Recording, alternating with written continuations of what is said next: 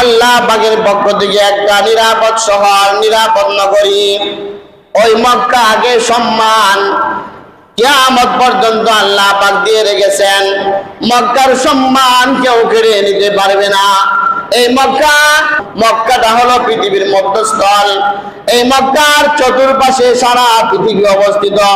আল্লাহ পাকের পক্ষ থেকে পৃথিবীর মধ্যে যখন রহমত বর্ষণ হয়, সেই মক্কাতেই আল্লাহ পাকের রহমত বর্ষণ হয়। বলেন সুবহানাল্লাহ। আল্লাহ পাকের রহমত ছাড়া আমরা শ্বাস ফেলতে পারি না, শ্বাস নিতে পারি না। আল্লাহ পাকের রহমত ছাড়া আমরা চলতে পারি না। আল্লাহ পাকের দয়া, আল্লাহ পাকের রহমত ছাড়া আমরা দুনিয়াতে জীবন যাপন করতে পারি না। ওই রহমত, আল্লাহ পাকের রহমত পৃথিবীতে আগমন করেন, অবতরণ করেন আল্লাহ তাআলা সর্বপ্রথম মক্কায়।